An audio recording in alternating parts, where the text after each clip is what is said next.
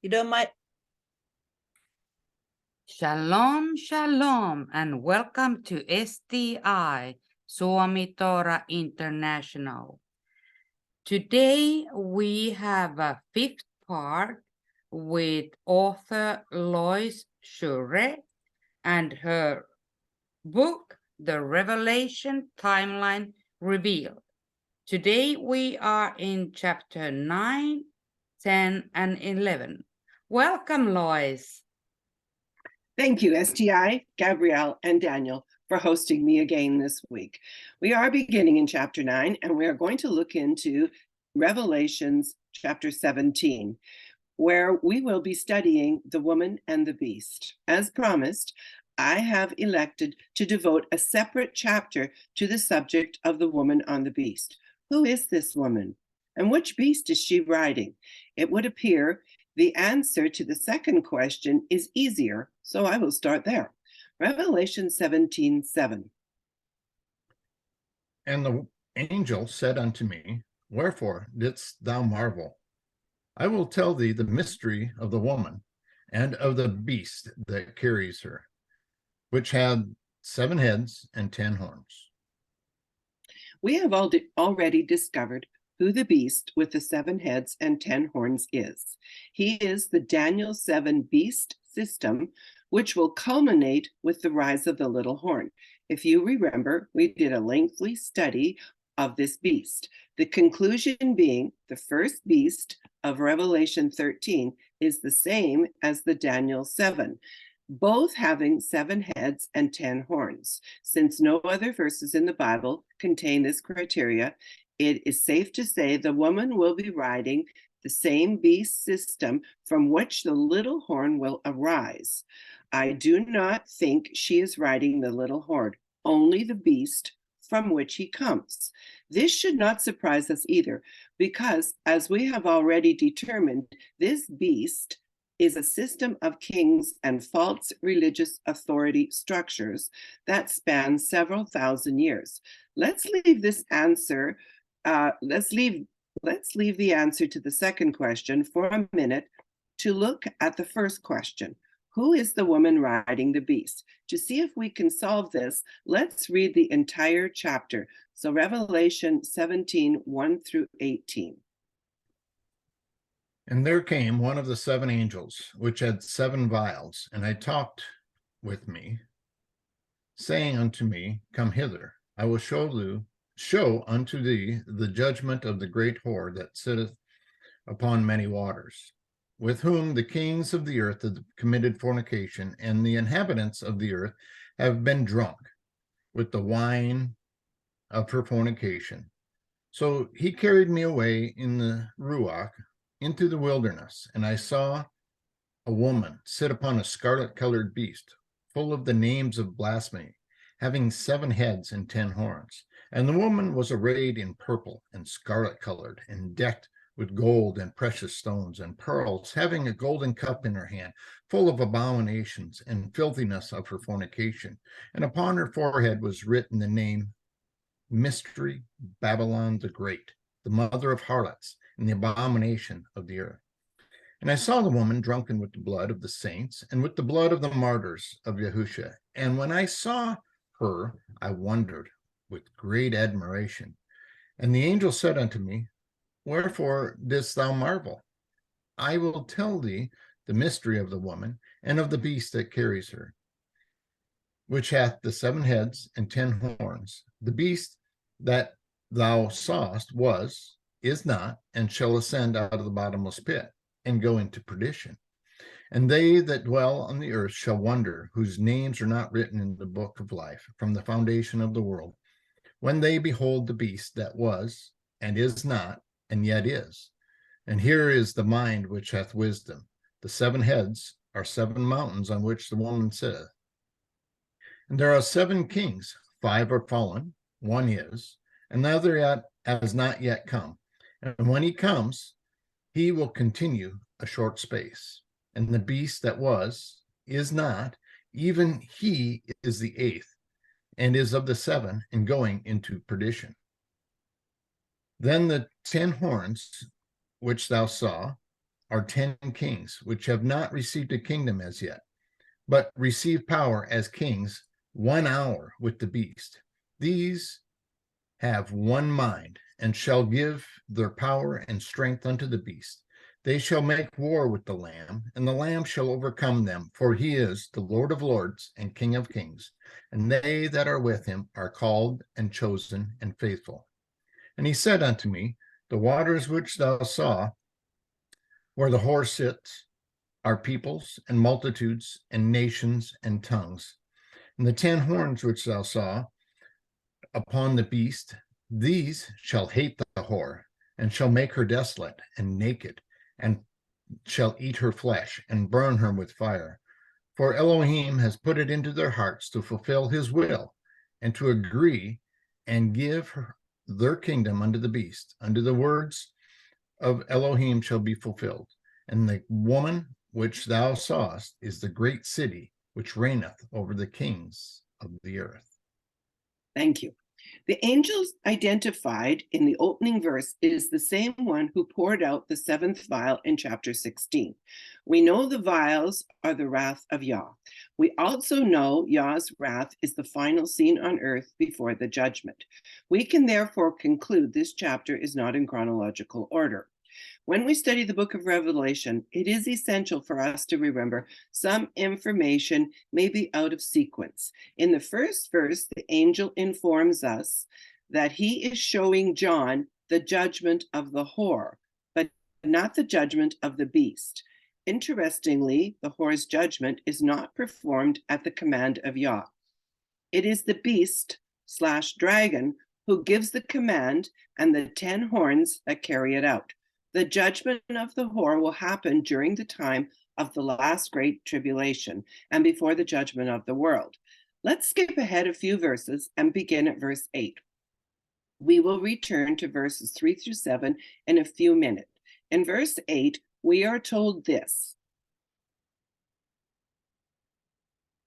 the beast that thou sawest was, and is not, and shall ascend out of the bottomless pit and go into perdition. The key to understanding who the harlot is riding at this point lies in the verse we have just read. We have previously been told she is riding on a beast with 7 heads and 10 horns. The information in verse 8 may appear to be in conflict with verse 3. Let's check it out. In verse 8, we are being told the beast she is riding rises out of the bottomless pit. However, according to Revelations 20, we have already learned that the dragon has to be bound and will rise out of the bottomless pit after the millennium. Revelations 20:2 and 3. And he laid hold of the dragon, that old serpent, which is the devil and Satan, and bound him 1,000 years, and cast him into the bottomless pit, and shut him up, and set a seal upon him, that he should deceive the nations no more, till the 1,000 years should be fulfilled, and after that must soon be loosed a little season. At this point, we do not have to determine why the beast was, is not, and will ascend, because in the scripture, the dragon is the only beast locked in the pit for 1,000 years and then released. Looking back to our chapter on Revelation 13 beast, we know the little horn rises out of the beast with 7 heads and 10 horns. We have also determined the little horn and the beast system are not the same thing. Before the millennial reign of Christ, the harlot is riding the same beast the little horn grew out of. She is riding the beast system during the time of the little horn and the false prophet. Let's look at Revelation 13:2. And the beast which I saw was like unto a leopard, and his feet were as the feet of the bear, and his mouth the mouth of a lion. And the dragon gave him his power and his seat and great authority. Taking a deeper look at Revelation 17:8, the beast that was in the Garden of Eden is the serpent. The beast was literally on earth at this point in history. However, he was not, as he was removed from the earth and placed in the second heaven. This action could cause him to not be on earth, but he will come again to earth in a physical form of the dragon. I believe the reference in the book of Revelation to the dragon as Satan, the serpent, and the devil is so we can see the connection clearly. We have now solved the mystery of verse 8. The whore is riding the dragon beast system in his physical absence on the earth. The beast system is totally empowered by the dragon before the millennium, while she is riding the same beast that arises from the bottomless pit after the millennium. We are justified in saying the beast system of Revelation 13 has become the manifest presence of the dragon in Revelation 20. At first glance, this seems difficult to understand. The Revelation 13 beast system with 7 heads and 10 horns becomes the beast system, the dragon upon which, I missed something, which the whore rides to her destruction. Okay, let me start again. At first glance, this seems difficult to understand. The Revelation 13 beast system with 7 heads and 10 horns becomes the beast system of the dragon, upon which the whore rides before her destruction. We have already learned the fate of the little horn and the false prophet. They are cast into the lake of fire, which would render them unusable during the time of the dragon is alive. However, the 10 kings that were with the little horn and part of the beast system were preserved for a future time. This is that future time. If the 10 horns are somehow permitted to resume their role they had during the Revelation 13 beast, then they would be able to assist the dragon during his final attempt to dethrone Yah. We could then consider the Revelation 13 beast system operational after the millennium. It is now easy to see how she rides on both beasts. The Antichrist / beast system, or the iniquity force, which, if you recall, has been on the earth since sin entered the Garden of Eden, is the force that connects these beasts. The fact that she is separate from the little horn and false prophet allows for the fact that she will not be destroyed when they are. Therefore, she is indeed riding on all 3 beasts. We have strayed from determining who the woman is, but we have gained understanding as to which beast she rides. From the statement, he was, he is not, and he will ascend, we can see this beast spans a vast number of centuries. This span is the same concept depicted in Daniel's 7 dream and was identifying a single vision containing 4 separate beasts, which also span centuries. As you may recall, the beast system Daniel described had 4 heads and 4 beasts and 7 heads and 10 horns. This beast system would become known as the time of the Gentiles with one goal, that being to capture and rule Jerusalem. These Gentile nations will stay in control of Yah's holy city until the return of Yahusha before his millennial kingdom. Having successfully defined the beast upon which the harlot rides, we are safe to say the harlot is riding a system that has been on earth at least 2,500 years, but most likely 6,000 years.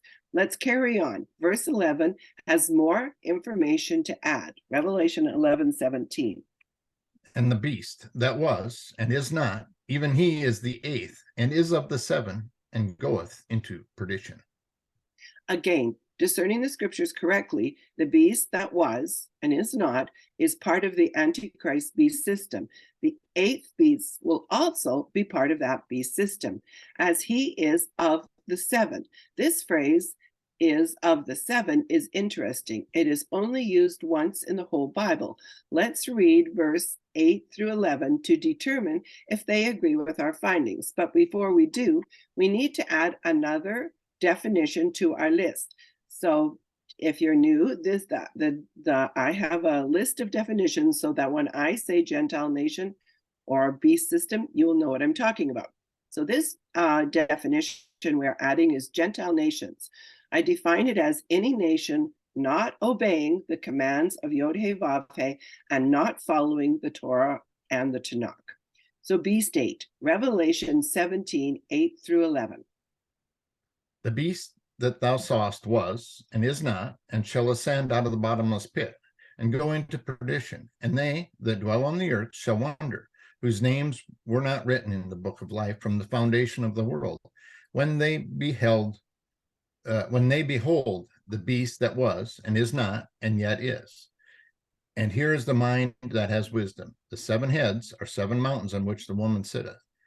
And there are 7 kings. 5 are fallen, 1 is, and the other is yet to come.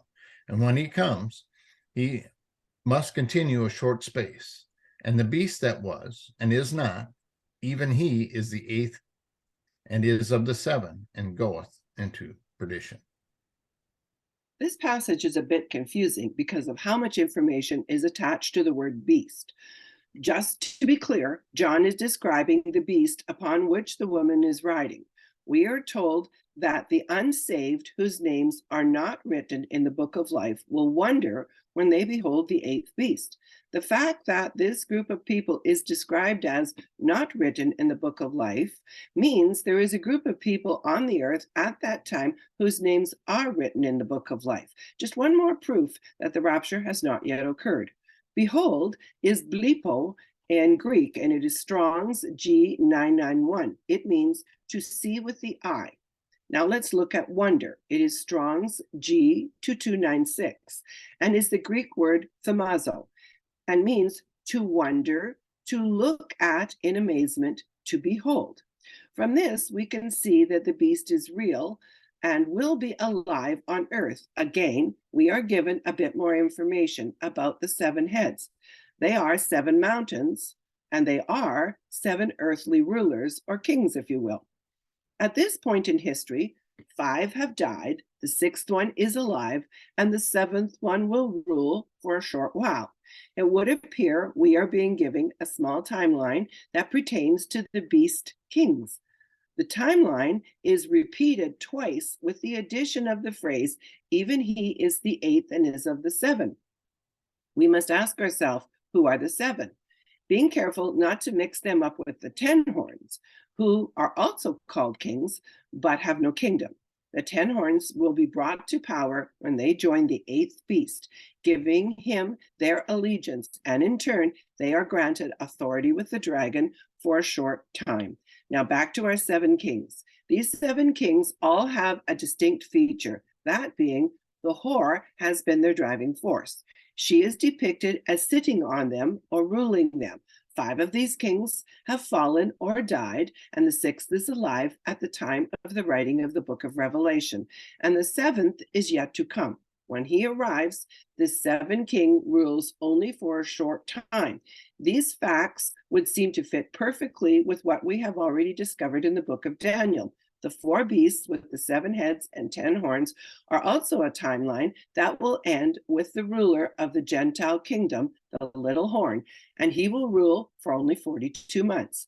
At that point of Daniel's writing, he is living under the first of the 7 heads, or 7 kings. When John is writing, 5 of the 7 heads have come and gone. John is living under the 6th king and sees the 7th head, and the 8th has been added in his dream. That is right. The 7th being the Revelation 13 beast number 1, and the 8th being the Revelation 20 beast, or the dragon. Recapping our phrase, even he is the 8th and is of the 7, means the little horn or beast number 1 in Revelation 13 is the 7th, and the dragon will be the 8th and final beast in this system. It is worth noting the false prophet is a very important figure during this time period, but he is not given any ruling authority and is therefore not one of the 8 kings. In conclusion, the woman is riding a total beast system from King Nebuchadnezzar to the dragon. The description and explanation given for the beasts fit our conclusion, which is the beast on which the woman rides spans many, many centuries. As the beast system is first depicted as mountains, then earthly kings, beginning in Babylon and ending after the millennium, the beast system ends with the 8th king the Bible calls the dragon.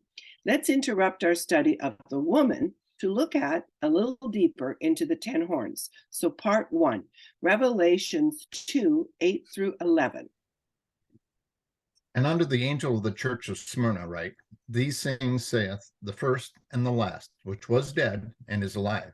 I know thy works, and tribulation, and poverty, but thou art rich. And I know the blasphemy of them that say they are Jews, and are not, but are the synagogue of Satan.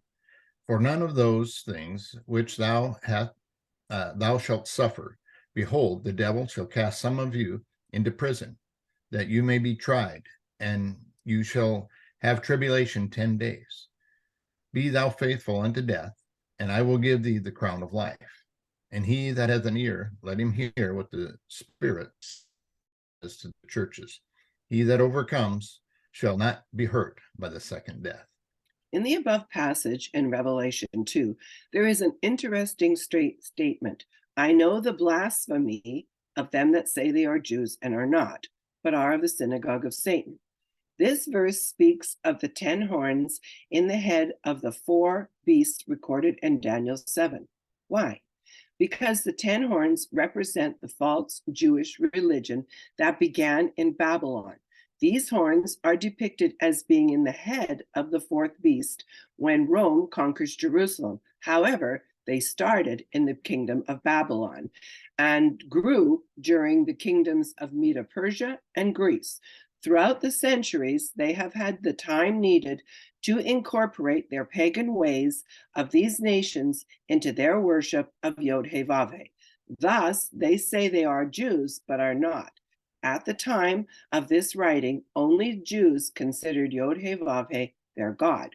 We are told the horns are in the head of the 4th beast. We are not told they grew in the head, and we are not told they appear in the head. They are fully developed and are part of the 4th beast itself, unlike the description given by the little horn who rises out of the head of the beast. I believe these horns continue through the reign of the 4th beast and will come to full strength and power near the end of the little horn. Revelation 17, 12 through 17. And the 10 horns which thou saw are 10 kings, which have received no kingdom as of yet, but receive power as kings under the hour, for 1 hour with the beast. These have one mind, and they shall give their power and strength unto the beast. These shall make war with the Lamb, and the Lamb shall overcome them, for he is the Lord of lords and King of kings. And they that are with him are called, chosen, and faithful. And he saith unto me, the waters which thou sawest where the whore sitteth are peoples and multitudes and nations and tongues. And the 10 horns which thou sawest upon the beast, these shall hate the whore, and they shall make her desolate and naked, and shall eat her flesh and burn her with fire. For Elohim has put it into their hearts to fulfill his will and to agree and give their kingdom unto the beast until the words of Elohim shall be fulfilled. These 10 horns are 10 kings, 10 kings who have not ruled on earth as kings who have absolute power to rule.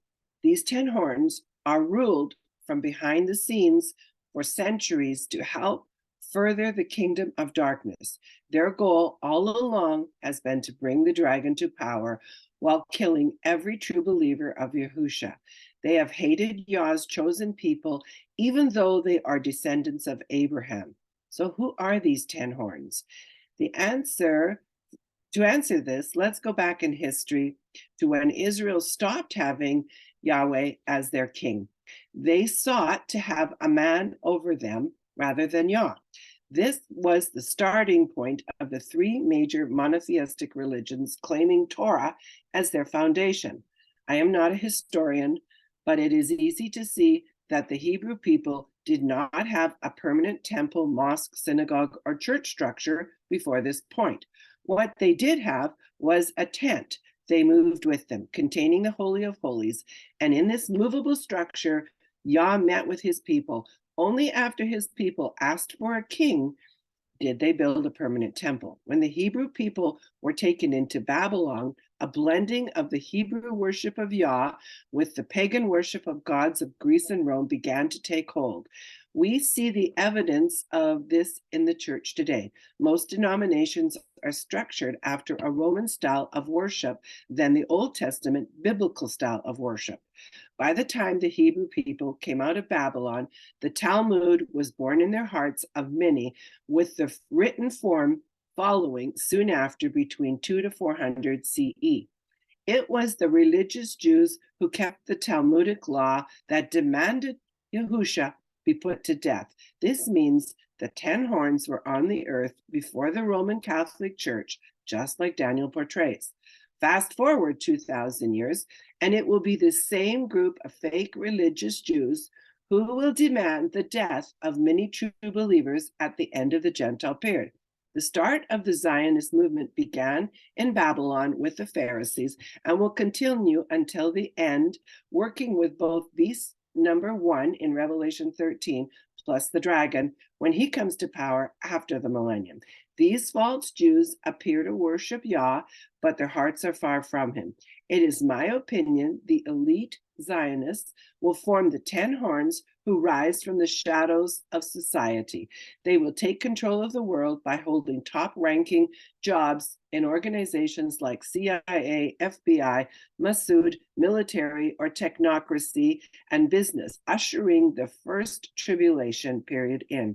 We will recognize them as they will be challenged by the little horn when he makes his entrance. The Zionists believe in and keep the Talmud, holding it in higher regard than the Torah. They are currently bringing in Noahide laws in many countries. This law views all who follow Jesus as idolaters and will allow Zionists to legally behead all Christians who worship Jesus. These Zionists will willingly join together with the little horn, forming a one world government. One more definition to add to our list: Zionists, people who claim to be Jews, who believe in the Talmud and the Zohar, plus its many laws, rather than a belief in the Old Testament as their sole authority. We learn in verse 16 how these 10 horns, when they come into their kingly power, will hate the whore and will kill her. They will make her naked and eat her flesh and burn her with fire. This action makes the 10 horns separate from the whore or the woman riding the beast, or false religion of the world. The Bible does not tell us exactly who the whore is, but I will take a guess, as my predecessors have before me. I will say the whore is the false Christian religion's system. We might even call her Babylon. Today, the beast she rides came to earth as with the fallen angels. Once the worship of false gods took hold among the Gentiles, it grew and developed, seeping into the Hebrew worship, perverting it. From other books I have read, the early years of the pagan system underwent changes, producing many false gods, all aspiring to be number one. The beast system will have many false tentacles of followers under differing names, but at the end, when the dragon comes to power, his followers must unite to form one false religion. During the final formation of his false religion, the dragon will only accept that he is worshipped. It is at this point the false religious pictured as the woman who rides the beast will be forced to surrender her power or be destroyed. I suspect some of the false religious systems will fall into line rather quickly, but the whore, the woman on the beast, the false Christian religions will not surrender that quickly. Remember what she said, Isaiah 47, verses 1, 3, 6, 7, 8, 9, and 11. Come down and sit in the dust, O virgin daughter of Babylon. Sit on the ground. There is no throne, O daughter of the Chaldeans. For thou shalt no more be called tender and delicate. Thy nakedness shall be uncovered, yea, shame shall be seen. I will take vengeance. I will not meet thee as a man.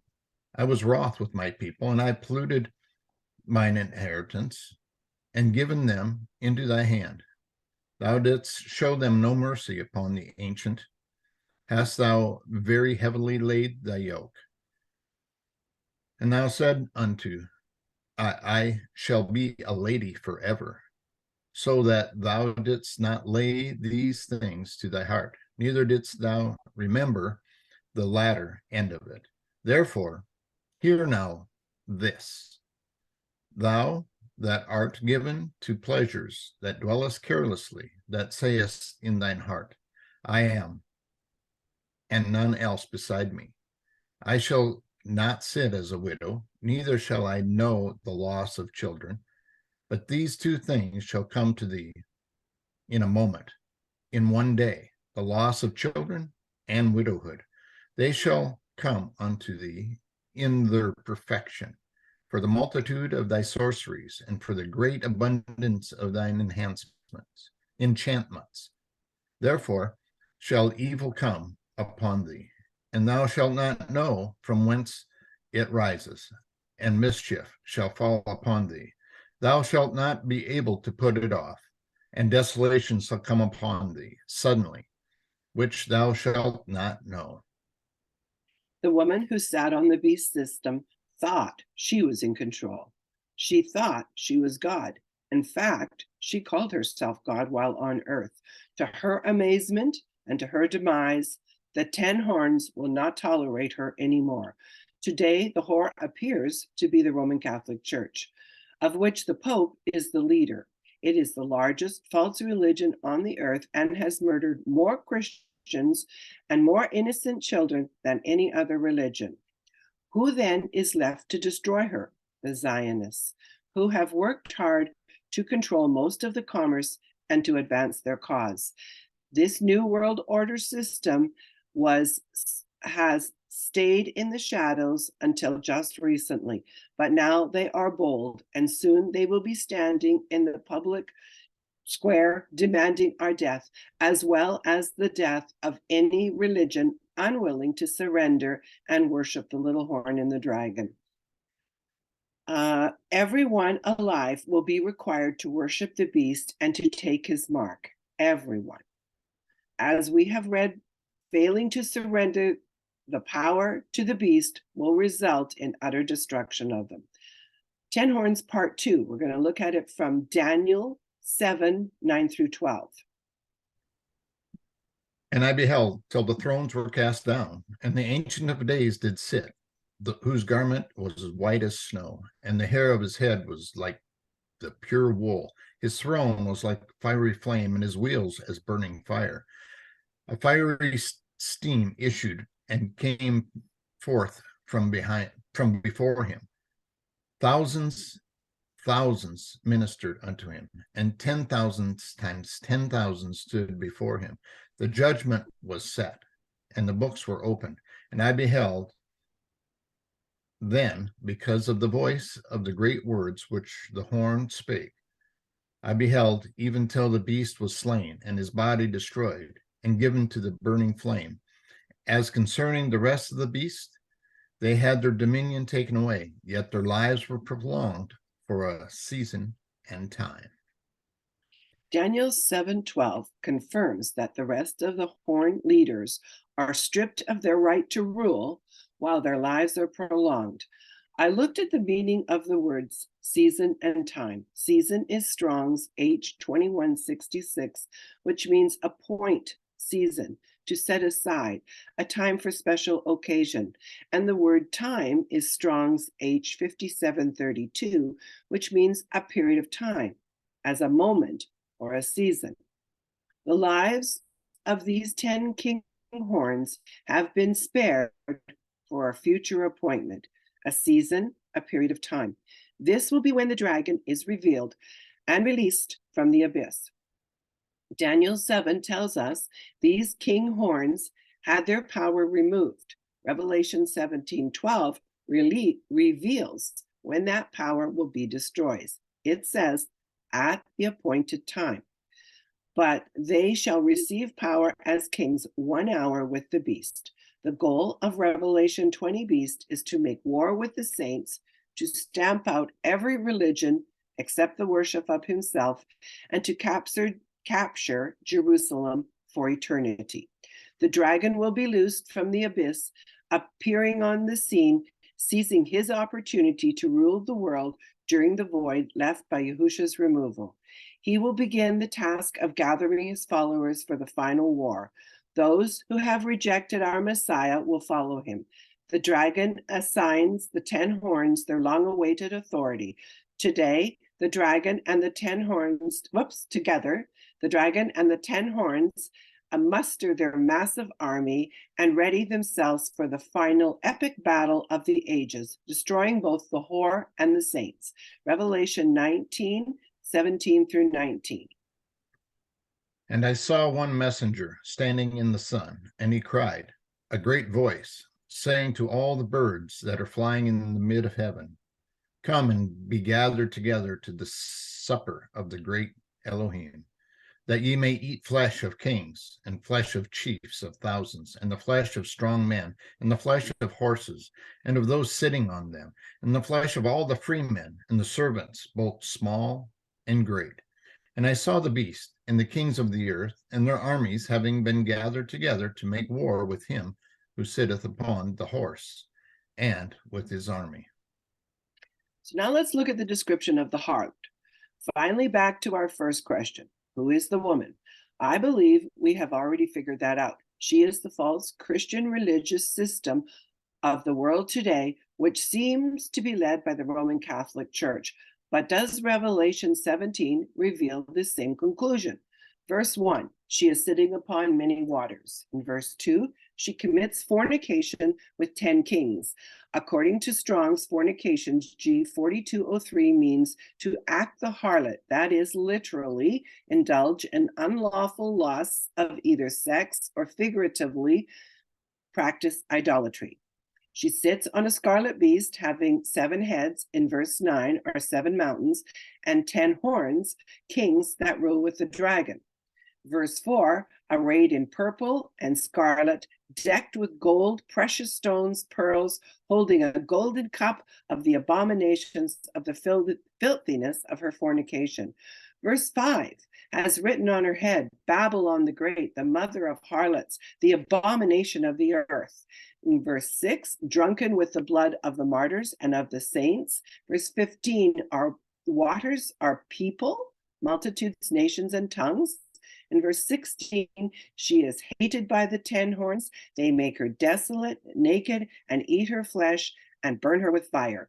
In verse 18, she is also noted as a great city that reigns over the kings of the land. The woman riding the beast is not a literal woman, but rather, as verse 18 says, she is a city that reigns over the kings of the lands. I have already speculated as to what city this is. There are 2 ways a city could match that imagery. First, it is through religious controls, and second, it is through controlling money. We have a few cities on earth that fit that description, but keep in mind when you are trying to figure this out, this city causes the 10 horned kings to practice adultery and worship of other gods with her. It is my opinion this city may have changed over the centuries while maintaining its primary objective, that being to promote idolatry and hatred of the one true God, Yod-Heh-Vav-Heh, while appearing to serve him. Today, there is talk of another move, that being of Rome to Jerusalem, which could fulfill the scripture verse, Matthew 23:37, O Jerusalem, Jerusalem, thou killest the prophets, and stonest them which are sent unto thee. How oft would I have gathered thy children together, even as a hen gathers her chicks under her wings, and ye would not. We are not told how long she reigns, but we are told that the 10 horned kings who come to power with the dragon will kill her. Their actions surprised me because it appeared she had control. Even she thought she had power over them. She thought she was in control, using her false religions while deceiving the world. However, she too will be betrayed. It appears Rome now has control or is in the seat of Satan, but I do not think that this should be our focus. It is essential to understand the harlot is the promoter of false Christian religious systems. It is through these false religious systems the dragon has been able to deceive the whole world. This counterfeit religious system rises to its seat of power when Beast 2, the false prophet, begins to reign with his spot on the world stage. He will be positioned to deceive many with his deceitful miracles. It is the false religious system that will install the mark of the beast on the whole world. It is this system that will control the money of the world. And it is at this point we will honestly know who has become the earthly representative of the whore before the millennium. We are currently watching the Catholics form new alliances with Jews, Muslims, evangelicals, Mormons, etc. The next significant event should be waiting to see when the little horn begins his reign by removing 3 major world players. Sometime after this event, the little horn will be killed with a sword. If I am correct, the top leader of the false religious system will come to power when Beast 1 is killed. To be in control, but that is just a guess too. He will then rise Beast 1 back to life. They will institute the mark of the beast, demanding all worship him. Something I found fascinating is the description of the harlot. Remember, I said we would return to Revelation 17, 3 through 7. Now let's read those verses, plus some from Exodus, to see if we can see any symbology in her appearance. Revelation 17, 3 through 7. So he carried me away in the spirit into the wilderness, and I saw a woman sit upon a scarlet-colored beast, full of names of blasphemy, having 7 heads and 10 horns. And the woman was arrayed in purple and scarlet color, and decked with gold and precious stones and pearls, having a golden cup in her hand, full of the abominations and filthiness of her fornication. And upon her forehead was a name written, Mystery Babylon the Great, the mother of harlots, and an abomination of the earth. And I saw the woman drunken with the blood of the saints, and with the blood of the martyrs of Yahusha. And when I saw her, I wondered with great admiration. And the angel said unto me, Why didst thou marvel? I will tell you the mystery of the woman and of the beast that carried her, which thou had 7 heads and 10 horns. Exodus 28, 6 through 8. And they shall make an ephod of gold and of blue and of purple and of scarlet and of fine twined linen, and with cunning work. It shall have the 2 shoulder pieces thereof joined at the 2 edges thereof, and so it shall be joined together. And the curious girdle of the ephod which is upon it shall be of the same, according to the work thereof, even of gold, of blue, and of purple, and scarlet, and fine twined linen. The first passage we read was a description of the harlot found in Revelation. The second passage is a partial description of the priest's garments as described in the Bible. Note how the color choices are almost identical, except for the color blue. We have already discerned the beast upon which the harlot rides to be the false religious systems of the world. It is interesting that her apparel closely resembles the priestly garments in the Bible. While looking up the meaning of the color blue, I found this and found it appropriate. It is from Ask the People, and it states this: the biblical meaning of the color blue is royalty and or priesthood. How appropriate is that? No royalty or priesthood can be found in her. It would be this writer's opinion that the harlot representing the false religions has even chosen the exact colors Yah chose for his priests, with the omission of the color blue. This omission was not by accident, but by design. The harlot wants to appear to be part of the true religion found in the Bible, but instead she is the counterfeit one. We are nearing the end, so please don't give up. stay with me. Now let's place the whore on our timeline. That's the major change we're going to see in the timeline below. So you'll see I've added her in the third section and the fourth section. And basically that's it. Not a whole lot of change, just read those verses and trying to get a grasp of understanding the meaning of them. So let's move on to chapter 10, the mark of the beast. This is a bit of a touchy subject these days, but I will do my best.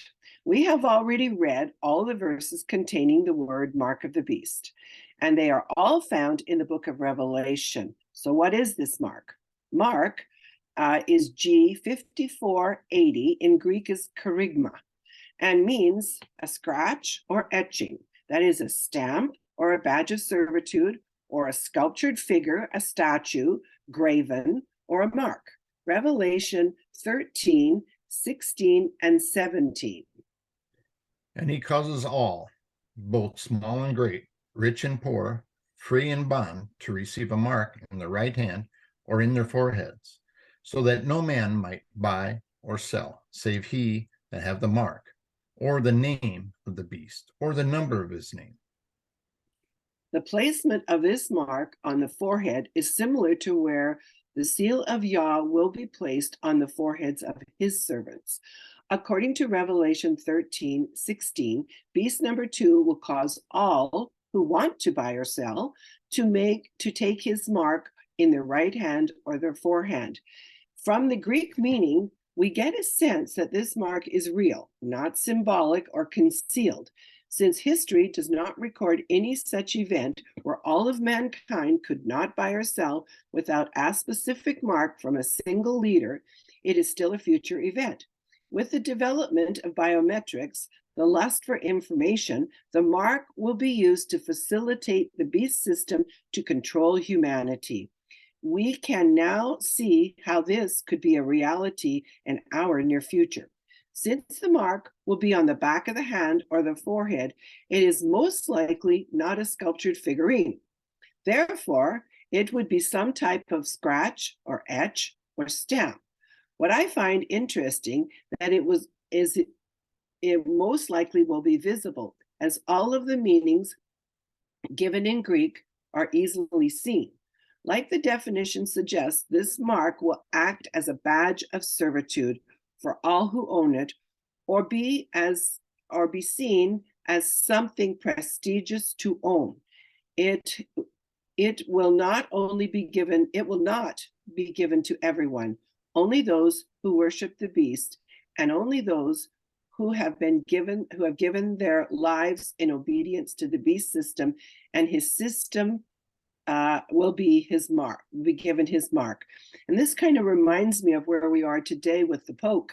They thought they had something to be like a badge of servitude, like they were serving their country, they were doing their part. And so it just struck me as I've read it through this time. For this servitude to the beast, they will be allowed to receive his permanent mark. The reward for their compliance will be very short-lived, and the price they pay for a few years of food and comfort will be enormous. So I titled this next section, "Do Not Be Deceived," Revelation 14, 9 through 11. And the third angel followed them, saying with a loud voice, "If any man worship the beast and his image, and receive his mark in his forehead or in his hand, the same shall drink of the wine of the wrath of Elohim, which is poured out without mixture into the cup of his indignation. And he shall be tormented with fire and brimstone in the presence of the holy angels and in the presence of the Lamb. And the smoke of their torment ascendeth up forever and ever. And they have no rest day or night, who worship the beast and his image, and whosoever receiveth the mark of his name." God is clear in his word. None of his children will have the mark of the beast on their bodies and enter heaven. Do not let preachers tell you that God will somehow make an allowance for this action. God demands faith in all his children, especially faith to believe for their lives. Whether we live or whether we die is not the main issue. What matters is what we believe, Yah's word, and keep his commandments. We are not to worship any other gods, not even for food and not at threat of death. The pastors that are teaching this today are deceived about the timeline of events, or they are false pastors, which the scriptures call wolves in sheep's clothing. Their spiritual position will become very apparent when the time arrives for the mark of the beast to roll out in their cities. These false teachers will proudly display their mark and encourage their followers to do so. Do not be deceived. God will not be mocked, and he will not forgive those who disobey his word knowingly to obtain the mark of the beast. I pray you know these scriptures and have hidden them in your heart, so when this time comes, you will not sin against your God. We have now established that there will be eternal punishment for all who receive the mark of the beast. This punishment is the second death.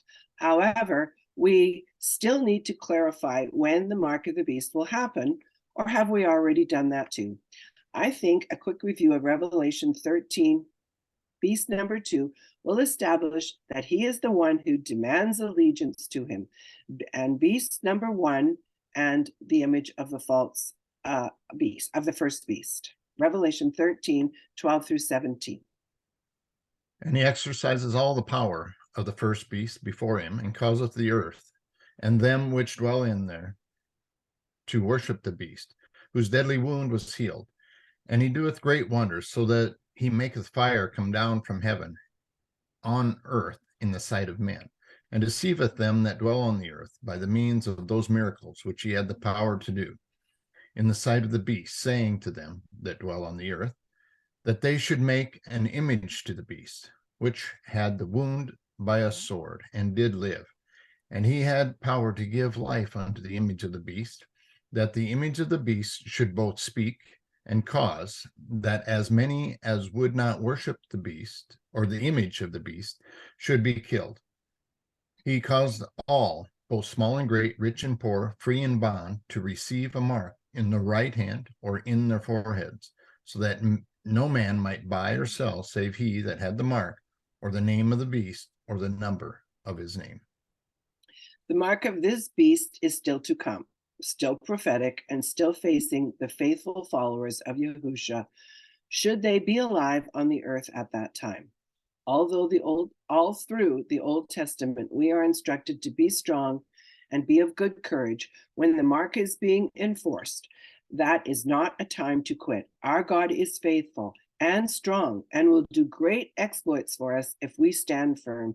My favorite verse is Ephesians 6:13. Wherefore, take unto you the whole armor of God, that ye may be able to withstand in the evil day, and having done all, to stand. There will not be a day more evil than when the beast is in control. Great job. Let's keep reading. So we don't really have any changes to our timeline. It's still basically the same. We just added, we just read information or backgrounding to it. There, Gabrielle has it up for us to look at. So those are what we learned in actually the chapter before, but perfect. So let's move on to chapter 11, the rapture of the saints. The rapture of the saints of God is an amazing promise recorded in the Bible. This promise is given to all the saints of God, both the living and the dead. In this chapter, we will confirm the placement of the rapture of the saints, the coming of Yah in the air, or Yahushua in the air, and the placement of the final judgment. We will look at all the events that lead up to Christ's coming, as we have made several references to them already. These three subjects are very closely linked. In fact, they flow one after another on the timeline, as the scriptures will show. It is not my intent to prove these events exist, because many books have been written on this subject. So let's look at the scriptures often quoted to confirm the rapture exists, to see what more we can determine about them. Caught up is a phrase often translated to mean rapture or raptured.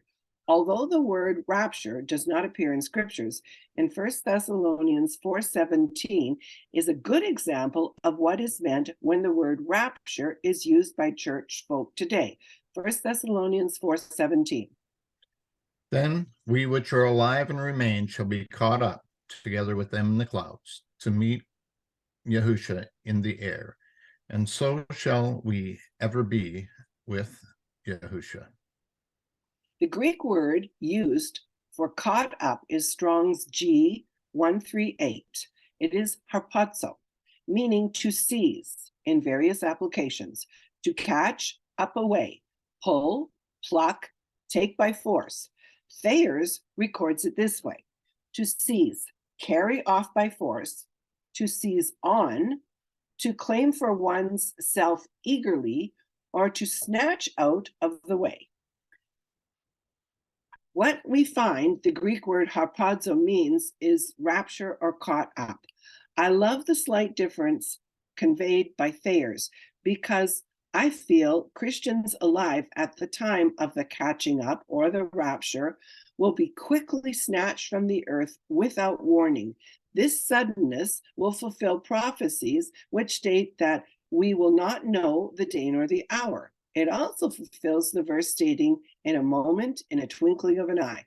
The rapture of the saints will be a bold proclamation made by Yahusha, which he has been waiting to perform. He will suddenly and without warning eagerly claim all that are his, and at that point, and all that has been his through the ages. The dragon will once again shudder as he realizes he has been duped. His fate is sealed, and Yahusha is about to deal him his death blow. We will now explore the term rapture, as it seems to convey more of a broader meaning than merely the event or the exact moment that Yahusha will catch up his saints. It would appear this term, when used in Christian circles, identifies a period directly before the catching up, as well as the event itself.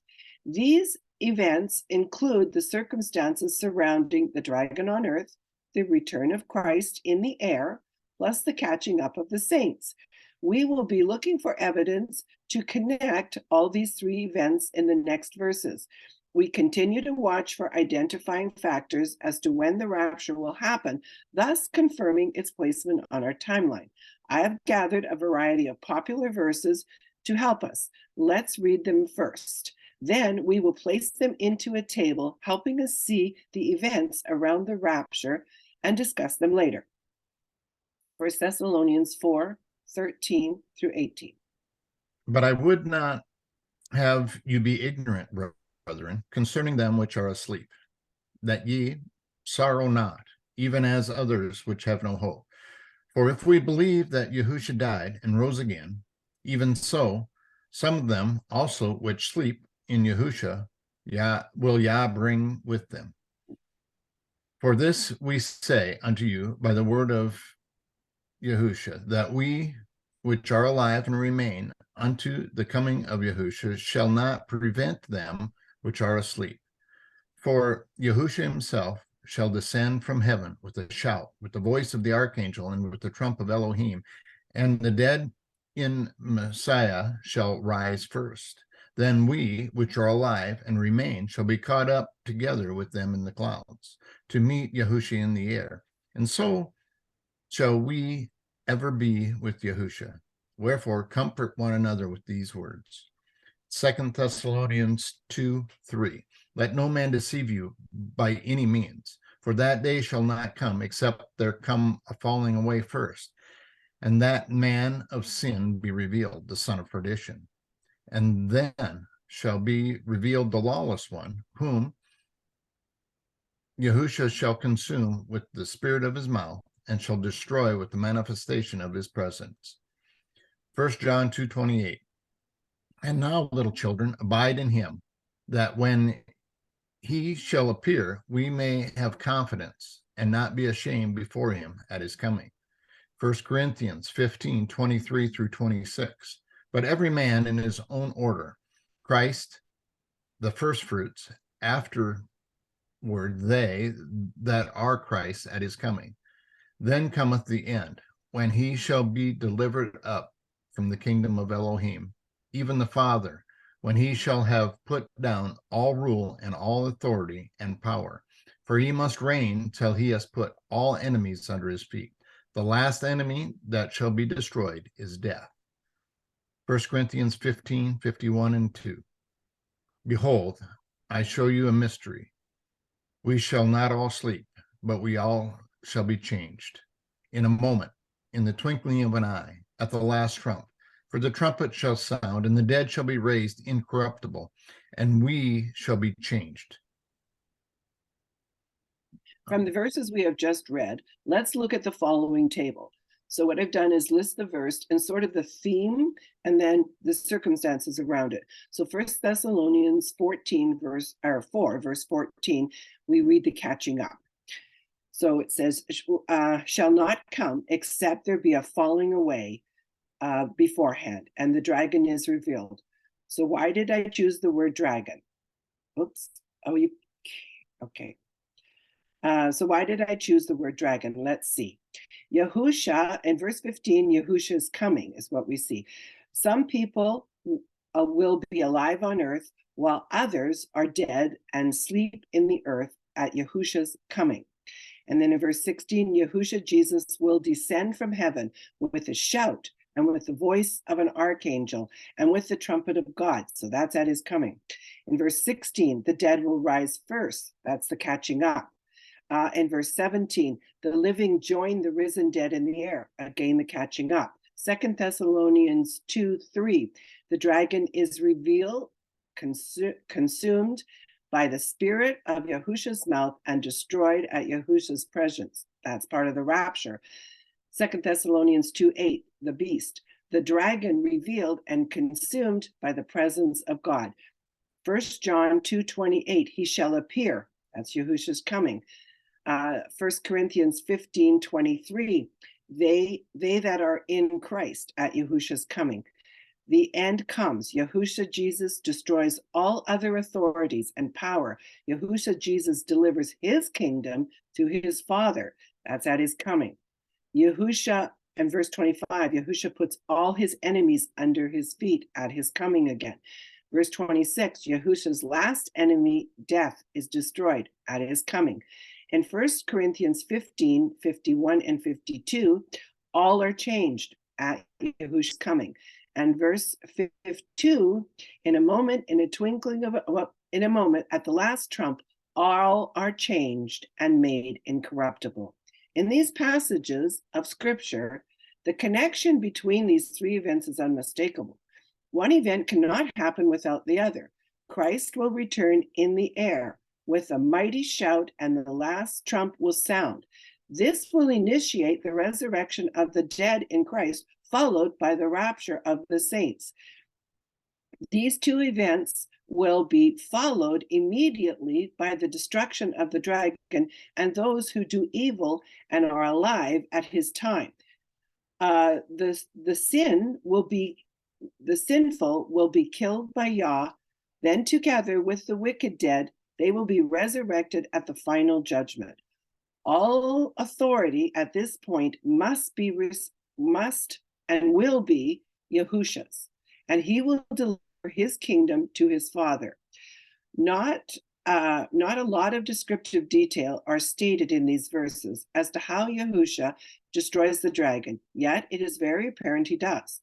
Jesus not only destroys the dragon, but he also put all his enemies under his feet, with the last enemy being death.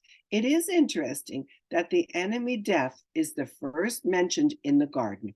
God told Adam death would come into him and the whole world if he ate of the fruit of the tree of the knowledge of good and evil. It would appear that type of knowledge is deadly. Genesis 2:17, but of the tree of the knowledge of good and evil thou shalt not eat of it, for in the day that thou eatest thereof thou shalt surely die.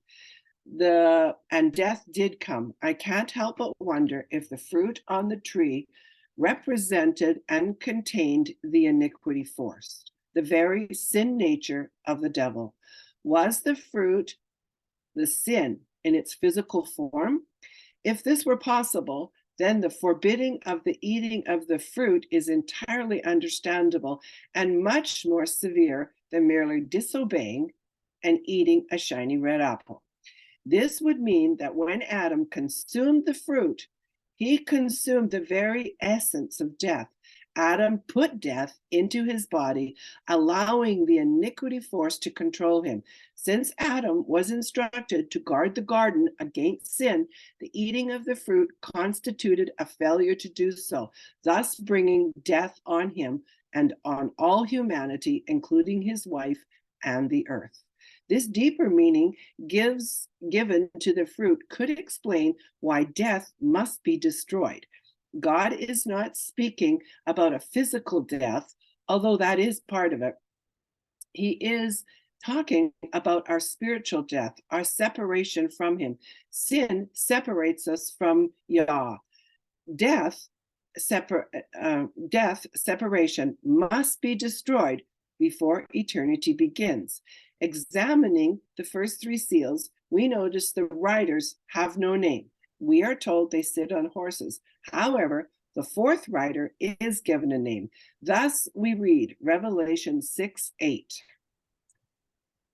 And I looked, and behold, a pale horse, and his name that sat on him was Death, and hell followed with him. And power was given unto them over a fourth part of the earth to kill with the sword, and with hunger, and with death, and with the beasts of the earth. The rider of the fourth horse is death. It is this death, the enemy of man and the enemy of God from the beginning of the world, that will be destroyed. 1 Corinthians 15:23-26. But every man in his own order, Messiah, the firstfruits, afterward they that are Messiahs at his coming. Then cometh the end, when he shall have delivered up the kingdom of Elohim, even the Father, when he shall have put down all rule and all authority and power. For he must reign until he hath put all his enemies under his feet. The last enemy that shall be destroyed is death. When the end comes, death, and spiritual separation, Sheol, will be destroyed. The kingdom will be delivered by Yahusha to Yah the Father, the Ancient of Days. In the above passage, we read about the order of events. When the 1,000 years are complete, the dragon will be loosed. He will be given his final opportunity to challenge the kingdom, but he will be unable to seize it. The saints of God will prevail, and they will be raptured, and the kingdom will be delivered. The scripture records the event, the next event. Then death will come.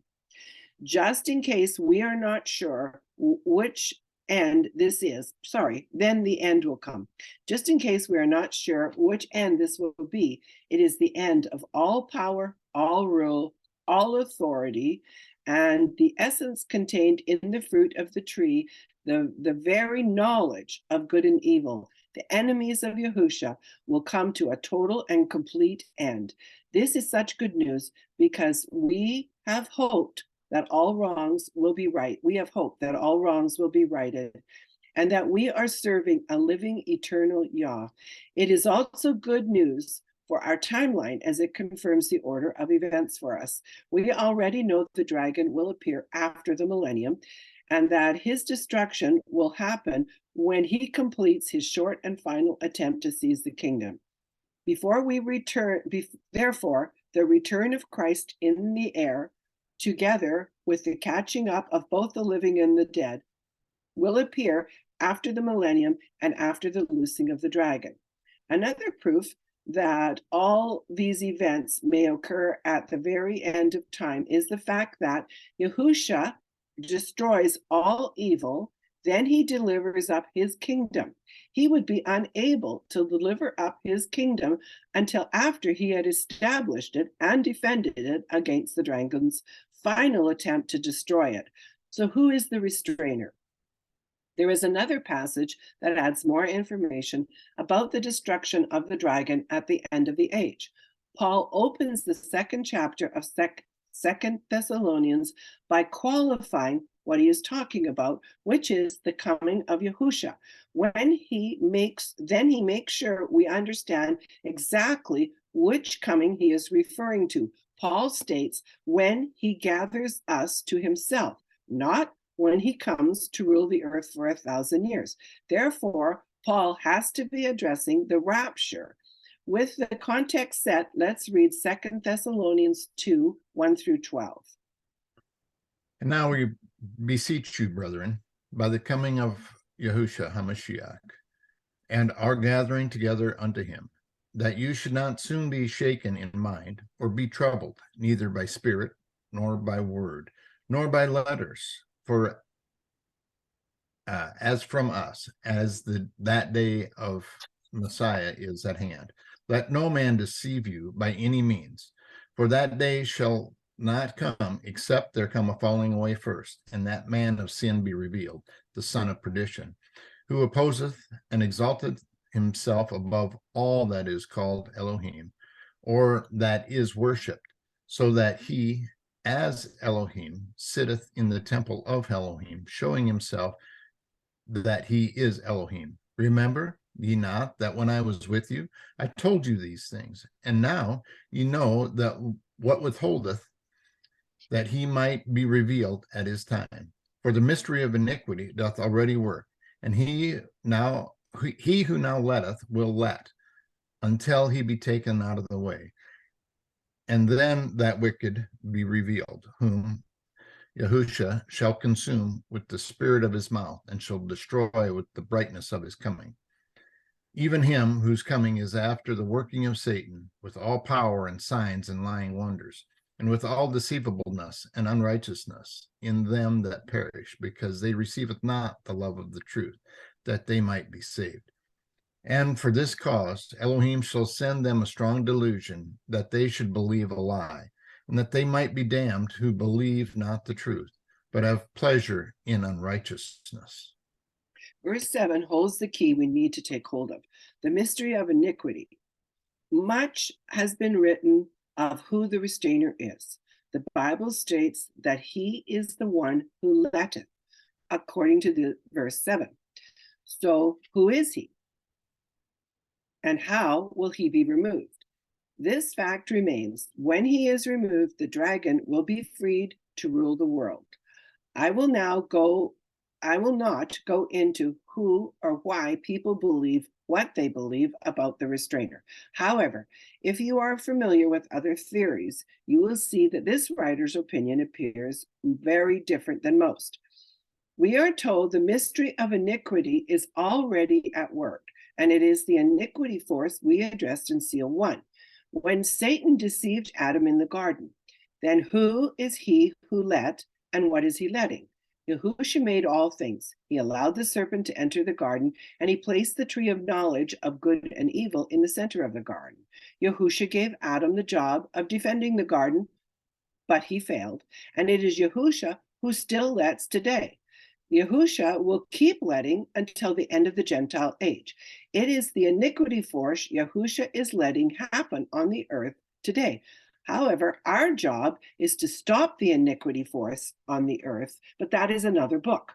When Yahusha returns to earth physically, he will bring a temporary end to the iniquity force with the binding of the dragon for the 1,000 years and the casting of beasts 1 and 2, the little horn and the false prophet, into the lake burning with fire and brimstone.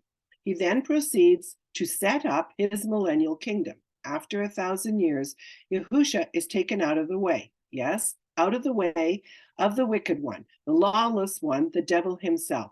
When Jesus is taken out of the way, the seal that binds the dragon will be broken, and he will be loosed from the abyss for a short season. After the working of Satan, after God has sent a strong delusion to them that should believe a lie, Yahusha will rapture the saints and consume the dragon and those who follow him with the brightness of his coming and the spirit of his mouth. One more note must be made about this final period in history of the earth when the dragon is loosed. Scriptures record Yah will send a strong delusion, and there will be a great falling away at the end of the period. The primary purpose for the millennium is not fully revealed in the Bible. We know man chose to sin in the garden and is still wanting to sin today, but man can choose to follow Christ at any time. It appears once again in the final moments of time, many will be deceived or fall away. This will be followed by what the Bible calls the rapture or the great catching up of the saints. 2 Thessalonians 2:3 says this. Let no man deceive you by any means, for that day shall not come, except there come a falling away first, and that man of sin be revealed, the son of perdition. So which day is that day? It is the day of the rapture. The catching up of the saints will be preceded by these two happenings, the falling away of many and the dragon being revealed. The revealing of the dragon is something we should take note of. The spirit of the Antichrist is not what the text is referring to when it states the man of sin will be revealed. The dragon is the man of sin that must be revealed before the rapture. The dragon has been concealed for 1,000 years, so it would seem to make sense when they say when he is revealed. 2 Thessalonians is merely confirming the timing, the dragon revealing, by tying the events to the rapture of the saints. Revelations 20:7 and 8. And when the 1,000 years are expired, Satan shall be loosed out of his prison, and shall go out to deceive the nations which are in the four corners of the earth, Gog and Magog, to gather them together to battle, the number of whom is as the sand of the sea.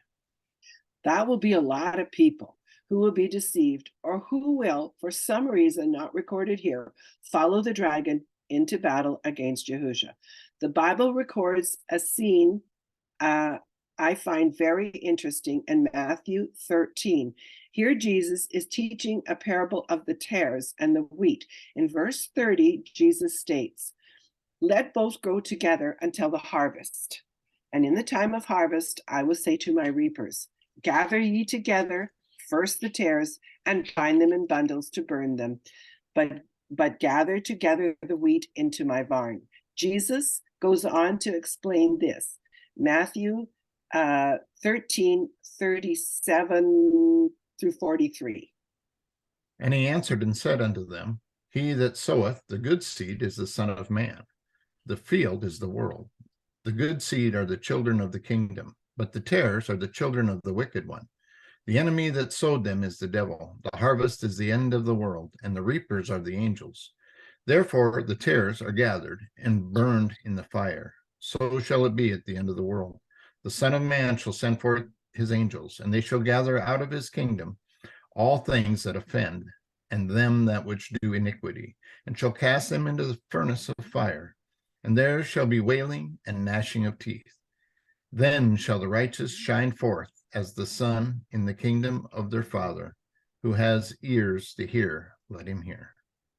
There can be no mistaking who these tares are. They are the children of the devil. I believe it is these children that live through the 1,000 years. And because they are of the devil, they cannot repent. They cannot even see the truth. When the opportunity arrives, they will once again follow their master, the dragon. Remember, Yahushua planted his seed and the dragon planted his seed, two different seeds. Jesus also makes it very clear he is talking about the end of the world, the final judgment. The desire of the tares will be to control over the city of Jerusalem. This battle will ultimately determine who will control the kingdom. Take note, it is the saints who defend the city and the kingdom through the power of the Holy Spirit. The dragon and his armies, tares, will not get very far in this battle. We have already learned that the saints have been given the kingdom, and it will never, ever be taken away from them again. We learned that in the section called We Win. This time, the fire of God comes down out of heaven and devours them. The Bible records all they are allowed to do is encircle Jerusalem. Revelations 20, verse 9. And they went up on the breadth of the earth and encompassed the camp of the saints about, and the beloved city, and fire came down from Elohim out of heaven and devoured them. The final judgment of the Revelation 20 beast will commence with the return of Christ in the air, followed by the rapture of the saints, and the wrath of Yah will pour forth, and the destruction of the dragon and his terrors will begin. Our timeline is nearly complete. We have almost placed all the significant. Oh, you took away my ability to read it. Oh, there we go. Events of the book of Revelation. You're all doing amazing. Thank you for staying with me, and I hope you have enjoyed our study so far. So Gabriella has put up the table for you, and as you can see, there's not much on the first section. It's now divided into 3. The second section, we have the restrainer added, a whole column in there. But the third section of our table is like we have revamped it. So we have the dragon loosed, and I believe that, John, now I think I can answer your question on who the lawless one is. I think I could add that in dark text there. And then the return of Christ in the air, the catching up of the saints, and then the wrath poured out, and the final judgment. So that concludes our reading for today. Any questions? Anything I should add or research?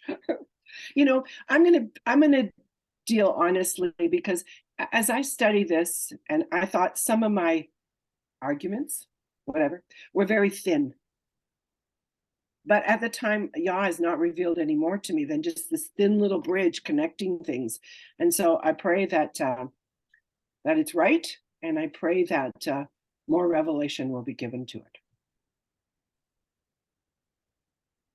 Okay, so I only have a few, 20 or 30 questions, however you want to know.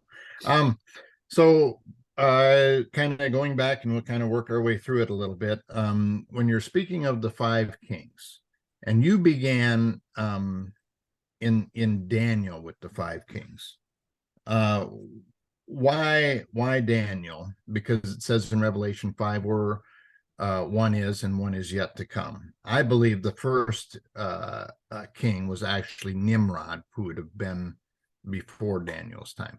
Why did you begin in Daniel's time? Because the beast has 7 heads, and I believe that's what Yah showed me. I have thought like you for many years, trying to figure out who these are in succession through history. And when Yah was pouring this through me, he said, no, I am talking about this beast with 7 heads and 10 horns.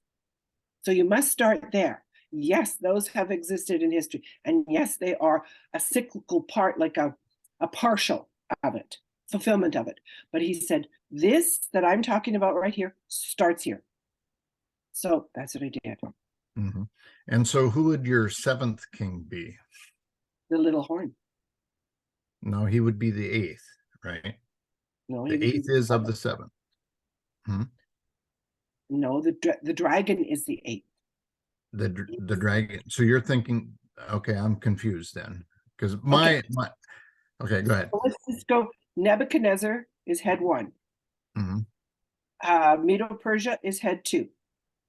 Greece has 4 heads, so that's 3, 4, 5, 6. Now we come to the final head, the Rome. It is the little horn. It's not the first leader of that, because when this is being written, right? Or am I wrong? Maybe I'm wrong. Well, you see, because it says 5 were, 1 is. So we have the one who was at the time of the writing of the book of Revelation.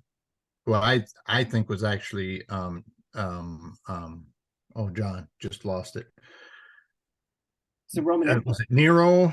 I think was that evil guy that would burn the believers at the stake, yes. Eat his meal. I believe he was the one who was. 5 were, 1 is, and 1 was yet to come. I believe the one that was yet to come, the 7th, was Constantine. he fulfills the aspects of Daniel where changing of times and laws. And so then Constantine changed those times and laws, making the worship on the first day of the week instead of the seventh day of the week. And then we see that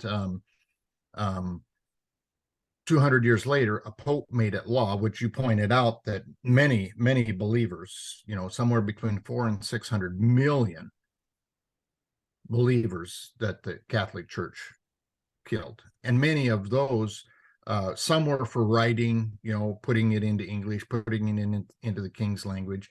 And the others, I think many, most of actually were for worshiping on the seventh day instead of the first day, which seems to lend itself to that. So, I mean, that's my opinion. I'm not trying to sway you one way or the other, but it's an interesting thought that we're entering into here. What else here? Oh, one of my favorite verses that you spoke of is Revelation 17:14, right? They have one purpose, that is to make war against the Lamb, but he overcomes them because he is the King of Kings and the Lord of Lords, and those who are with him are called, chosen, and faithful. And I've come to a different conclusion of that now than I had even just probably 2 years ago or a year ago even, that he calls all of us into that. He wants all to be called, but few choose him. Few choose him, few are faithful to him, but I think all are called in that. Mm-hmm. I agree. Okay, and let's see, does anyone else have anything they want to add? I've got a few more things here. So the 10 horns that were on the earth are only given the power for a short time. Who are you representing, or who do you think is represented of those 10 horns? Do you have well, you mean actual people? Well, actually, I think it's actually layered. I think there's going to be 10 kings, but I actually think this is more layered than we think it is, that there's going to be 10 earthly kings or 10 men, if you want to put it that way. But I also think there's 10 organizations, and I think there's actually 10 principalities over those organizations. So I think it's multi-layered, but it's hard to see. And again, that's speculation on my part, I suppose you could say. But we know that principalities are a huge part of where we are in the world, because in Daniel, right, you have one angel that comes down and says, "Oh, you're beloved, Daniel, but I had to fight my way down here. It took me 21 or 23 days to get here. Now I've got to leave and I've got to go fight this other king when I go, and Michael's the only archangel who will help me." And so we know that principalities have a role to play in rulership of countries, I think, because they're given territories to rule over, and so I was just curious what your thoughts were on who the 10 kings were. I'll throw my opinion out. I think these 10 horns could even be 10 groups underneath the UN who hand their power over. I think you mentioned in there the FBI, CIA, Mossad, and others, who tend to be bad people. I mean, they're definitely organizations, and I think there's any number of 10 that we could pick and choose from. Well, what I felt show me when I was writing this was the difference between the little horn, the harlot that rides the beast, and the 10 horns. And so, because I myself, it's like they all sort of seem to be like, is it this, is it that, is it this? Because let's say we all wear clothes, so clothes is one of the things. So yes, they all look like that. So yes, they're humans. These have to be human beings. These have to be in positions of authority. But what I think I saw so clearly was they're going to be defined by Zionism. What are they going to rule? I don't know, because I don't know if they're telling me the truth on who's the lead Zionists. So, but I think, like you said, at the head of every one of these that become, like it's going to be like a pyramid. There's 10, kind of like the disciples. He's got 10. God, Yah had 12. He's got 10, and then they're coming down, and then these are going to be structured. So even though we see this one rising up at this time, taking, making the world stage, there's still the 10 that are going to rule. And I think the key is they're Zionists, because they're going to kill the whore. So we differentiate between the 10 horns that are in the head, like they're embedded in society the way I see it. They're there. They're a part of society. But the other is the false Christian religion. It's not false religions. It's the fake Christian. It's the ones that say they are Jews, but are not, right? So those are the Zionists. But the false Christian religion is the ones that say they're following Christ, but are not teaching it. I mean, they're teaching the worship of Mary or whatever. They're teaching the worship of money, whatever. They're teaching all these things that are wrong. So for me, that was what's so important, to divide up and see. And then we see how the whore, she's going to ride on them. So she's going to be part of the money system, part of the religious system. So that's why we go like, oh, that's confusing. But yeah, it is, because there's 3 harlots as far as I can tell. And they will die even at different time, or their destruction will come differently. And so that what I found was, then once someone who's smarter than me, who can research who these 10 Zionists are, will have it. But I don't know who they are. Yeah, interestingly enough, you said Yahusha had 12, but but this beast has 10, but 10 is the number of judgment. And in all reality, that's what's coming, is judgment is coming from Yah upon the earth through the beast, right? Through this little horn, through the son of perdition, however, all of the different avenues. And I like the way you worded that in there, all the tentacles, right? And I've used that many times, all the tentacles of Satan. He's up in all these different categories, from Catholicism all the way to, the Illuminati, the FBI, these other groups, they rise up to power, and they're evil, right? At the heart, they're evil, And so I see that, and this picture of judgment is now very real to me, that since you worded it that way, that number of 10, I never quite put that together until now. So I think one of the other things that stuck out to me today is underneath Catholicism, which I do believe is definitely the harlot religion. She's not good. But one of the things in the book of Jubilees, for instance, in chapter 2, it says that from the creation of time, right? So, or from the creation, from the very beginning, I shouldn't use the word time there, that the angels and Yah, they celebrated the Sabbath, the 7th day, in the heavens, in the Shamayim. And I just can't help but picture that that's part of the false religions, are those who are worshiping on either the 7th day or I'm sorry, on either the 6th day or the 1st day.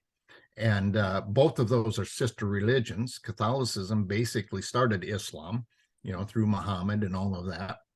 And I find it interesting that they hemmed in the 7th day.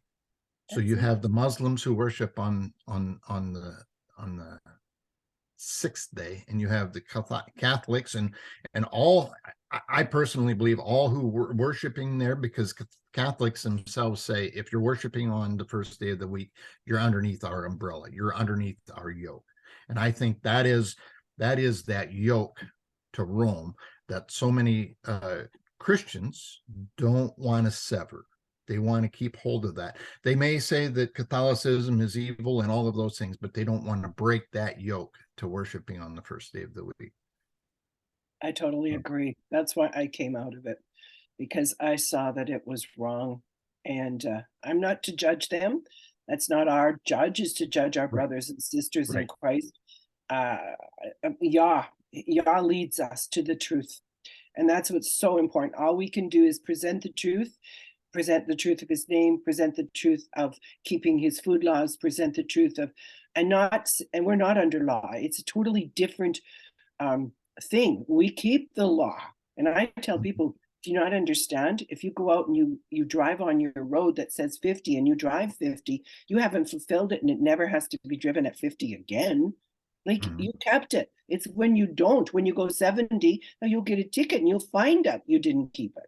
So I said, that's to me the difference. And so, yeah, I never knew the Muslims were on the 6th day. I know very little about anything except Christianity. I'm sorry, but Jan knows. And I know I named them in there, but so good. Thank you for pointing that out. Right. And one of the other things, I guess, is she sits on many waters and on the 7 lands, which I actually have come to the conclusion we have 7 continents. Yes. And so to me, it's the picture of how that harlot has embedded itself in the whole world. Well, when we look at the spread of Catholicism, it spread to the whole world, and it put its churches on the highest, like little mountains all the time. So yeah. And then the money system, when you look at if it is, I mean, if we're going to speculate that it's New York, United States sits on many waters. She borders on many. So therefore, that again is a fulfillment. It's just hard to pull them all out. It's just, I felt this book gave us a good bones that we can start to put everything into. And then again, it was only a timeline of the book of Revelation. I really purposefully did not extend anywhere else into the Bible. I wanted to see, does Revelation actually produce a timeline for us? And I believe it does, from the garden to the grave, let's say, I believe it takes us from the beginning to eternity. Right. And so then Catholicism, of course, brings out or claims a Trinity, which then we now have this Trinity, which I think is the three-legged stool. Rick Warren spoke about the three-legged stool, and we don't need to go into Rick Warren. He's not my favorite guy in the world, but I think that's an important picture because you have Washington, D.C., which is the military arm. You have the Vatican, which is the religious arm, and then you have London, who is the financial side, and all 3 of those are private corporations, and they basically are in control of virtually the world. Yeah, they sure are. And those, I think, are the 3 harlots. How, like when you look at it, it's just like, wow, no wonder we can't say who's the harlot. Like, I know when I first wrote the book and had people try to proof it for me, and they'd say, well, who is the harlot? I go, I don't know. Why do you keep asking me? And who's Antichrist? Who's the little horn? I don't know. I just know he exists, and we'll know when it happens. Right. And the other thing that I found interesting is how the color blue is left out. And I'm not positive, but I do believe the color blue is the color that is sewn in the teat seed. And so that's the hem of the garment that the woman reaches out to touch. That's the healing aspect. That to me is this picture of who Yahusha was, the royalty that he actually brought, and how, since they don't worship the true Messiah, they left out that royal blue color, that who in all reality is that we're supposed to be worshiping.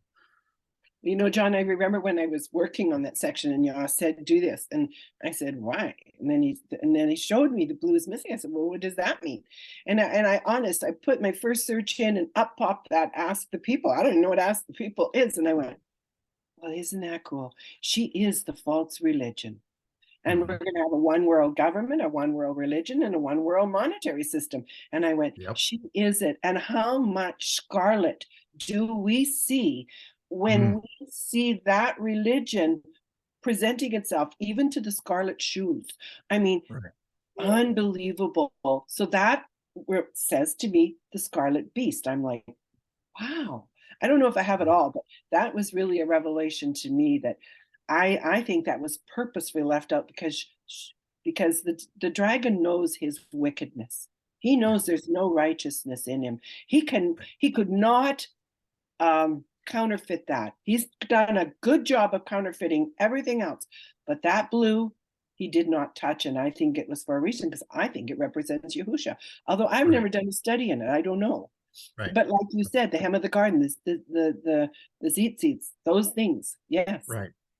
You know, and so I find that just awesome how that picture is there. So one of the, I only have a couple, 20 or 30 more questions. But when you're speaking of the mark of the beast, and I know it is a touchy subject, and but I noticed something, in the description that Thayer's and others have put out.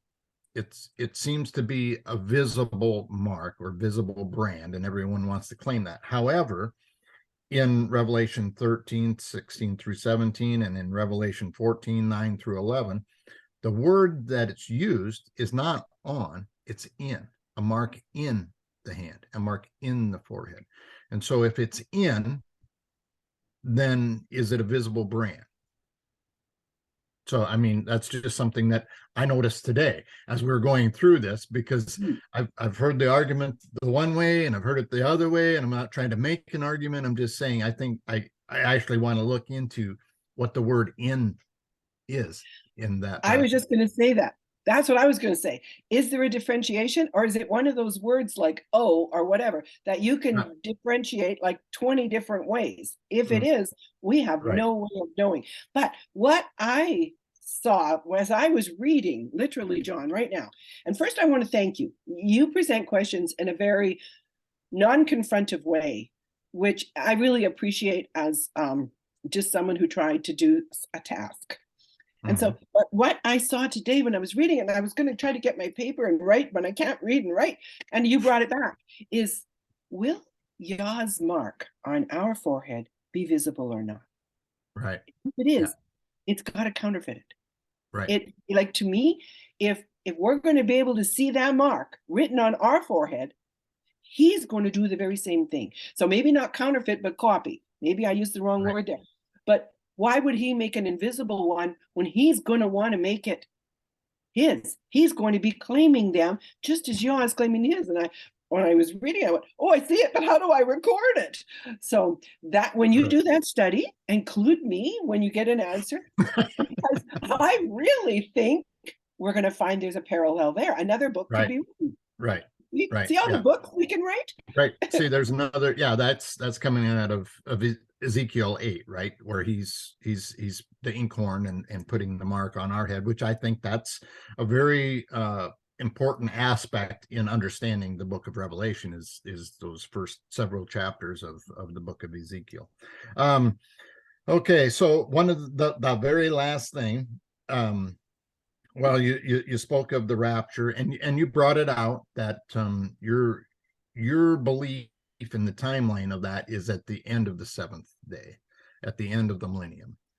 Yes. So, and that's I in the Christian world, right, which you and I both came out of, they all taught that we're saved from the wrath, the pouring out of that judgment, going into or during that 7-year timeline or 3.5-year timeline. However, different teachers have different ideas on it, and so I find that intriguing and something that I need to research some more and to get into. And one other thing that you brought out was that you believe Yahusha is the restrainer, right? And I was taught years ago, of course, who's the restrainer? It's the Ruach, or the right. And I had distanced myself from that several years ago as I was studying, thinking I guess I'd never thought of it being him as the physical restrainer. I was thinking it could have easily been an angel or maybe a created being just specifically for that. And I don't know. Tasked for that job. Yes. Tasked for that job, as so many are. I mean, so many, like the angels, the 4 angels bound in the river Euphrates. For that day, hour, month, year. You know, I mean, to me, they were put there with that specific thing. So Yeah, yeah. anyway. You know, sure, that may reveal itself in the future. But what struck me when Yah told me to write it down was, he said, the one who lets. Mhm. Now, if that is an active statement, I'm not understand how to say it in English, but if that is active now, that restrainer, if it was a tasked angel, wouldn't be the one who's letting now. Mhm. That's why it's like it opened up and I went, oh, it has to be Jesus. I mean, there's no other answer. Who Mhm. let? Who let back Mhm. then? Who is still letting? Right. And when will this letting stop? It will stop when the beasts 1 and 2 are bound and the dragon is bound. And Right. it just opened up to me. So am I like, is it 100% accurate? I trust that y'all spoke the truth, because Mhm. I honestly believed in my heart thousands of little women sitting in their homes, or men, would be writing this exact stuff down into books. Exactly. And it would come out. I just can't see them because I'm not connected to them in any way. And Mhm. as Yah has kept this very small, this circle around me to know this is very small. If it is the Mhm. same with all those other thousands, we would not bump into them. There is no way Right. of knowing it has happened, because I believe it is his timing to release this information Right. to us. Right. Right. His And timing. So I absolutely agree. I think the book of Daniel, the book of Revelation, and many of the other minor and major prophets of the last days are being revealed not ahead of time. And so right. many of these writers, Lang, for instance, written, 60 or 80 years ago, yeah, he may have been a very biblical man and very scholarly, but it's impossible for it to be extremely accurate because things weren't being revealed as they are now. Mhm. So, but I want to thank you, Lois. And How did you open that up? I want it, you started it with something else and then you went over to that. Can that, just that last phrase, when you started saying, because I wanted to address it. Look down at your paper and read what you just read. what I just, I don't know. I just made this up as, I mean, it just, no, it was just the thought of these biblical men, the fact that things are being revealed now. And the book of Daniel and the book of Revelation and these writers of years ago, that I think it's important to realize, and I guess I'm addressing what you're saying, that you, in your book, you wrote down what was revealed to you, and this is 4 years old, right? Yeah. So different thing. I think as time goes on, what was revealed to you at that point may change as time goes too. I think things could, be new revelations come, because they are to me. I'm learning, and I was a student of this for many years myself, and so I think as things are revealed, then we'll have a better understanding, if that makes sense. Well, I know that when I wrote some of the things and then I just laid my book down, I was kind of sad and kind of discouraged. And so I just laid it down and I never picked it up and reread it until Gabriella asked me to do this. Mhm. And I saw how I did not understand what I wrote. Mhm. It hadn't been opened. Yet I wrote things, and I'm thinking, wow, because I didn't understand it at the time. It's not like I had a revelation of it at the time. I just Right. wrote what I was told to write. And so Right. I found that very interesting. So, well, you're very welcome, John. I've really enjoyed you co-hosting with me. You have to You're be welcome. on this billet as my co-host. You're welcome. I enjoyed it. Thank you. Thank Anybody else? you. Thank you, John, to being co-host. We invite you to be co-host next week too. And thank you, Lois Schurek, from today's TRTR, how we express our book's name.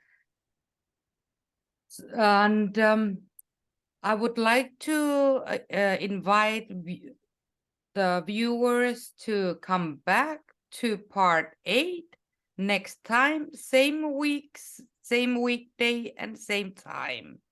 Shalom, shalom. Thank you.